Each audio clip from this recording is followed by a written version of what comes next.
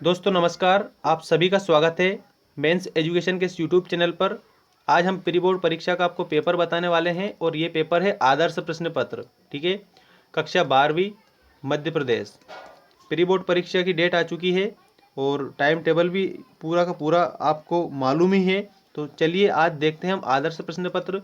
हाँ, सेट 1 है और विषय है हमारा गणित, कक्षा 12वीं मध्य प्रदेश लोक शिक्षण संचालनालय भोपाल द्वारा जो जारी प्रश्न बैंक है उस प्रश्न बैंक पर आधारित ही है ये सारा पेपर। जो आपकी प्री बोर्ड परीक्षा में भी इसके सारे क्वेश्चन देखने को मिल सकते हैं और उसके बाद में जो बोर्ड परीक्षा होगी उस बोर्ड परीक्षा में भी आपको इसके क्वेश्चन देखने को मिल सकते हैं। और जो स्टूडेंट्स ये कहते हैं कि सर ये पेपर आएगा या नहीं, तो वो ऐसा करें कि बोर्ड का जो ब्लूप्रिंट दे रखा है उस पूरे ब्लूप्रिंट को देखें और क्वेश्चन मैच कर लें। अगर विश्वास हो तो देखें, अगर विश्वास नहीं हो तो कोई बात नहीं है। ठीक है, तो आज हम देखेंगे गणित विषय का। और इसी प्रकार के जो आदर्श प्रश्न पत्र हैं वो आदर्श प्रश्न पत्र सारे विषय के दो दो मैंने हमारे इस चैनल पर अपलोड कर दिए हैं और उनकी एक प्लेलिस्ट बना दी है। ठीक है, तो प्लेलिस्ट बना दी, उस प्लेलिस्ट को विजिट करिए जिसमें आपको सभी विषय के पेपर मिल जाएंगे। और एक और बात मैं बता दूँ, ये आदर्श प्रश्न पत्र हैं। ठीक है, कोई ये नहीं कि प्री बोर्ड परीक्षा का है या फिर बोर्ड परीक्षा का वैसा ही पेपर है कि ये का यही उठ के छप जाएगा। आदर्श प्रश्न पत्र है, इसमें क्वेश्चन भी बताएंगे और आंसर भी बताएंगे। आपका काम है पढ़ना। ठीक है, और अगर प्री बोर्ड परीक्षा के जो पेपर हैं अगर वो आए तो वो भी बिल्कुल आपको वैसे के वैसे ही बता दिए जाएंगे। लेकिन ये आदर्श प्रश्न पत्र है, कोई भी प्री बोर्ड परीक्षा का ये पेपर नहीं है। ठीक है, आदर्श प्रश्न पत्र है, इसका मतलब क्या है समझ लेना कि ये एक मॉडल पेपर है जो आपके जो पाठ्यक्रम है उस पाठ्यक्रम के जो पाठ है उस पाठ पर आधारित है। और जो नया पाठ्यक्रम है कुछ पाठ कम किए गए हैं उन पाठों को भी इसमें शामिल करके बनाया गया पेपर है ये। तो इसी में से आप याद कर सकते हैं और याद करके अच्छे से अपनी तैयारी जारी रखेंगे। चलिए सबसे पहले देखते हैं, सही विकल्प चुनकर लिखिए। आपको मैं पूरा पेपर बताऊंगा, ये क्वेश्चन पेपर है और कुछ आंसर भी हैं इसमें। ऐसा नहीं है कि ऑब्जेक्टिव टाइप जितने भी क्वेश्चन है सारे आंसर है और उसके बाद में इसमें मॉडल क्वेश्चन है जिनको आप ही को हल करना है। तो अच्छे से हल करेंगे आप सभी को और सारे ऑब्जेक्टिव टाइप क्वेश्चनों के आंसर मैं आपको तुरंत इस वीडियो में बनाकर बता दूंगा। चलिए पहला देखते हैं, समुच्चय ए बराबर 1 2 3 हो तो अवयव 1 2 वाले तुल्यता संबंधों की संख्या क्या है। आप अच्छी तरह से ऑब्जेक्टिव लिख सकते हैं, ऑब्जेक्टिव ऑब्जेक्टिव सारे लिख लें और जितने भी क्वेश्चन हैं उनके आप स्क्रीनशॉट लेके उनको याद कर लेना। तो इसमें चार ऑप्शन है, 1 2 3 और 4। ठीक है, तो इसका करेक्ट आंसर होगा हमारा ऑप्शन नंबर सेकेंड 2 आएगा इसमें। समुच्चय ए बराबर 1 2 3 हो तो अवयव 1 और 2 वाले तुल्यता संबंधों की जो संख्या है वो संख्या होती है 2। इसके बाद में अगला देखिए, अगला है आपका, यदि साइन -1 x बराबर वाई हो तो इसका भी correct answer option number second है, याद रखना। इसका भी करेक्ट आंसर क्या है, ऑप्शन नंबर सेकंड है। और एक और बात समझ लेना, जो 12th क्लास की प्री बोर्ड एग्जाम्स है वो 12 तारीख से लेकर के तो 27 तारीख तक चलेगी। मतलब कि 12 अप्रैल से लेकर के 27 अप्रैल तक जो टाइम टेबल आया है उसी टाइम टेबल के आधार पर मैं आपको बता रहा हूँ। चलिए इसके बाद में नेक्स्ट देखते हैं, इसका सेकंड आएगा, याद रखना, बी वाले का। यदि ए बराबर 2 0 0 2 0 2 एंड 0 0 2 हो तो ए 5 बराबर होगा। तो ये इक्वेशन दी है, इसके आधार पर आपको बताना है, ध्यान रखें। एक सेकंड, इसको थोड़ा सा सही कर देते हैं। चलिए अब इसका करेक्ट आंसर देखें, सी वाले का जो करेक्ट आंसर है वो होगा 16A। ऑप्शन नंबर किस में है, ये ऑप्शन नंबर थर्ड में है। अगला देखिए, यदि ए 1 × 3 कोटि का आव्यूह हो तो के ए आपको बताना है, मतलब कि इसका मान बताना है। ठीक है, तो ये आप अच्छे से देखें। तो इसका जो मान है दोस्तों वो क्या होगा, वो होगा आपका K3A, जो कि आपका ऑप्शन नंबर 4 में दे रखा है। ठीक है, तो ये इसका करेक्ट होगा। चलिए एक बार और इसमें मैं लिख देता हूँ, K3A कौन से ऑप्शन में दे रखा है, ऑप्शन नंबर 4 में दे रखा है, इसका करेक्ट आंसर होगा ये। ठीक है, अब इसके बाद में अगला देखिए,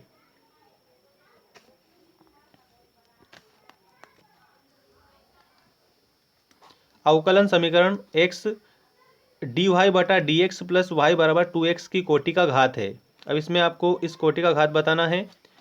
ई वाले का देखिए, इसका करेक्ट आंसर होगा 1 1। ठीक है, क्या आएगा, 1 और 1 आ जाएगा इसका करेक्ट आंसर, मतलब कि option number 3 is the correct answer. अगला है, एक सिक्का 2 बार उछाला जाता है, दोनों बार शीर्ष आने की प्रायिकता होगी। एक सिक्का 2 बार उछाला जाता है तो दोनों बार क्या आने की प्रायिकता, शीर्ष आने की प्रायिकता, शीर्ष आने की प्रायिकता आपको बताना है। तो जो शीर्ष आने की जो प्रायिकता है वो आपकी हो जाएगी 1/4। क्या होगी, 1/4, क्योंकि जो एक सिक्का है उसको कितनी बार उछाला जाता है, 2 बार उछाला जाता है, तो उसके जो शीर्ष आने की जो प्रायिकता है वो हो जाएगी 1/4। ठीक है, तो ये आपके पूरे कंप्लीट होते हैं।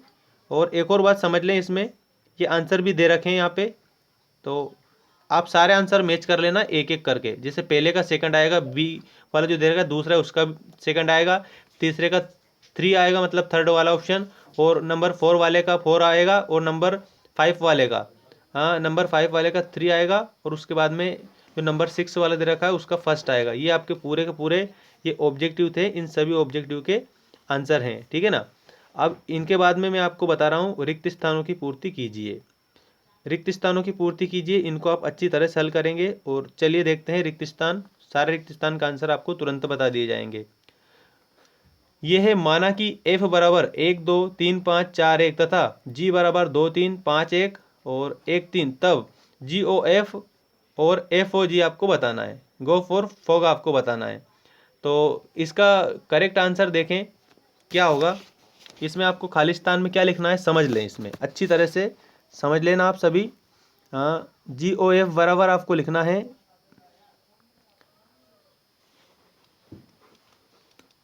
1 3। ठीक है, और उसके बाद में 3 1 कोष्टक जरूर लगा देना। 3 1 के बाद में 4 3।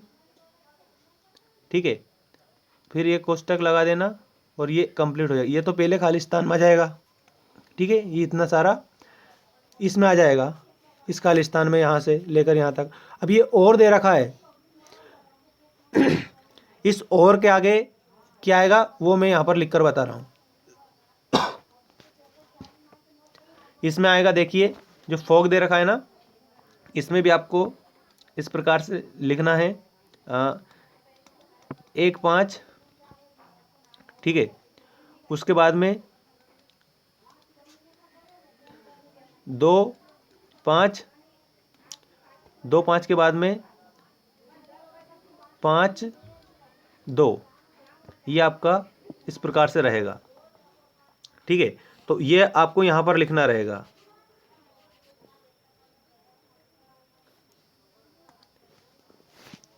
ये पहला, इसमें चलिए एक बार और मैं अच्छे से इसका लिख देता हूँ क्योंकि आपका गलत नहीं होना चाहिए। एक तो बड़ा कोष्टक लगाएंगे आप, उसके बाद में लिखेंगे 1 3। ठीक है, और उसके बाद में 3 1 लिखेंगे। 3 1 के बाद में आप लिखेंगे 4 3। ठीक है, और इस प्रकार से ये एक कोष्टक इधर बंद कर देना, और ये इसका है। ठीक है ना। और अब इसका मैं बता रहा हूँ दोस्तों, इसका समझ लेना क्योंकि बिल्कुल गलत नहीं होना चाहिए आपका। इसमें ध्यान रखना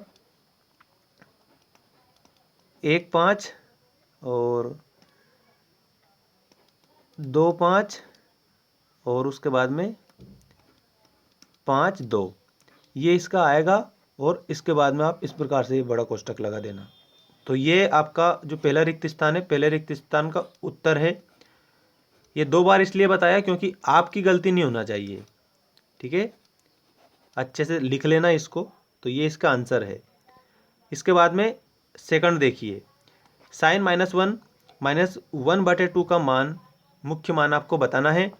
तो इसका जो मुख्य मान है मेरे प्यारे दोस्तों, वो आएगा -5।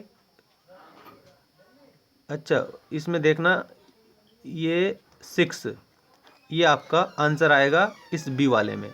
ठीक है, π/6, और ये पाई माइनस में है, ध्यान रखना, π/6 आएगा। अगला देखिए, अवकलन समीकरण dx/dy + y tan x बराबर सेक एक्स का समकलन गुणांक आपको बताना है, जो समाकलन गुणांक है वो बताना है। तो इसका आएगा दोस्तों, यहाँ पर लिख ही देता हूँ मैं इसका, सेक एक्स आएगा। उसमें क्या आएगा? Sec x. चलिए लिख देते हैं हम, सेक एक्स आएगा। ये आपका कंप्लीट हो जाएगा, क्योंकि अवकलन समीकरण डी एक्स डी वाई बटा d x plus y tan x plus sec x का समाकलन गुणांक सेक एक्स है, ये ध्यान रखना। डी वाला देखिए, जिस फलन का अधिकतम या न्यूनतम मान ज्ञात करना हो वह क्या कहलाता है? तो वो क्या कहलाता है? उद्देश्य फलन कहलाता है। इसमें आपको लिखना है उद्देश्य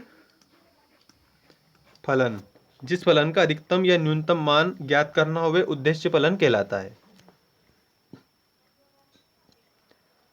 अब इसके बाद में ये अगला देखिए, इस ग्राफ का, जैसे मान लीजिए इक्वेशन दी है थोड़ी सी और इसमें आपको ग्राफ का चतुर्थांश में स्थित है, तो इसका करेक्ट आंसर मैं बता दूं आपको कि इसका जो करेक्ट आंसर है वो आएगा आपका प्रथम व चतुर्थ। क्या आएगा? लिख देता हूं, प्रथम व चतुर्थ। ये आपको इसमें लिखना है, समझना। x बड़ा है, ठीक है, और 0 का ग्राफ प्रथम व चतुर्थ चतुर्थांश में स्थित है, इस प्रकार से लिखना है। ये जो प्रथम और चतुर्थ दे रखा है वो इस खाली स्थान में आपको यहाँ पर लिखना है। समझ में आ गया होगा, मैं उम्मीद करता हूँ ऐसी। अब हम देखते हैं अगला। ये अगला आपका है रिक्त स्थान। यदि पी ए बराबर 0.8, पी बी बराबर 0.5, पी बी बटा ए बराबर 0.4 हो तो पी समुच्चय बी का बताना है आपको। इसमें क्या आएगा?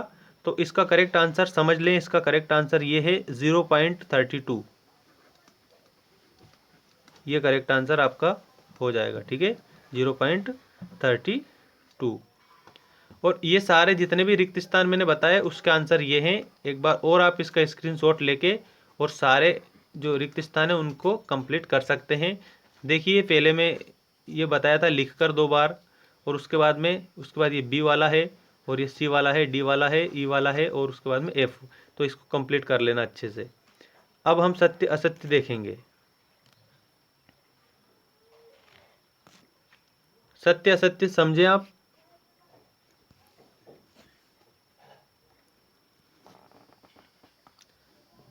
ये पहला जो दे रखा है ये आपका सत्य है। इसके बाद दूसरा cos 2x का अवकलन गुणांक sin 2x होता है, ये आपका असत्य है। इसके बाद में वक्र वाई एक्स क्यूब, एक्स अक्ष x बराबर 1 तथा x बराबर 2 से परिबद्ध क्षेत्रफल 15/4 वर्ग मात्रक है। तो जो तीसरा दे रखा है ये आपका सत्य है, ठीक है। देखें आप, जो पहला है ये सत्य है, दूसरा असत्य है, तीसरा सत्य है। इसके बाद में नंबर 4 देखिए। नंबर 4 देखिए, अवकलन समीकरण y बराबर x d y d x वर्ग प्लस डी वर्ग वाई बटे डी एक्स वर्ग की कोटि व घात का योग 8 है। तो जो डी वाला जो दे रखा है ना ये आपका असत्य है। क्या है? असत्य। अगला देखिए, किसी रेखीय प्रोग्रामन समस्या के लिए संभावित क्षेत्र हमेशा रैखिक बहुभुज होता है। तो हमेशा नहीं होता है, इसमें आप असत्य लिखेंगे। यदि ए और बी दो ऐसी घटनाएं हैं कि P बराबर ए, ठीक है, तो ये याद रखना है। इसका F वाला सत्य है या असत्य है, देखते हैं। इसका सत्य है, ये ध्यान रखें। ये यहाँ पर लिखा है क्या है? ये सत्य है। ये जो पूरे इक्वेशन दे रखी है आपकी सत्य है। इसके बाद में जोड़ी मिलाएंगे और आप इसका स्क्रीनशॉट लेकर भी कंप्लीट कर सकते हैं। अब देखिए सही जोड़ी।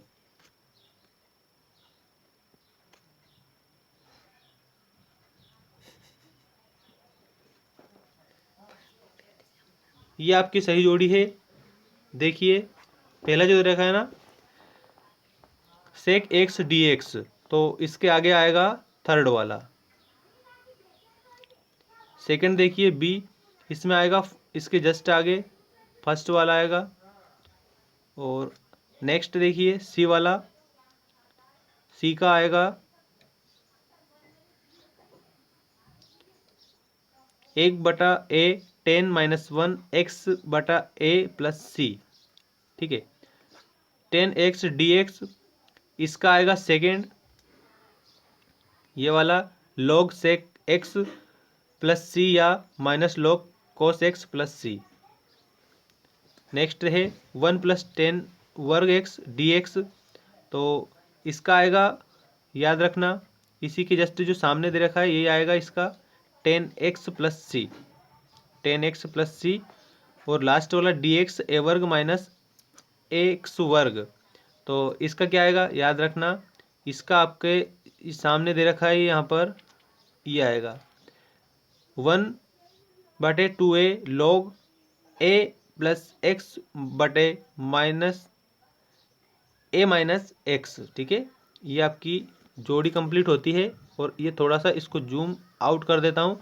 अब एक बात समझ लें आप सभी कि ये सारी की सारी जो आपकी जोड़ी दी है ना, इसका आप एक स्क्रीनशॉट ले लें, ठीक है। और ये उसके उत्तर ये सामने ही दे रखे हैं।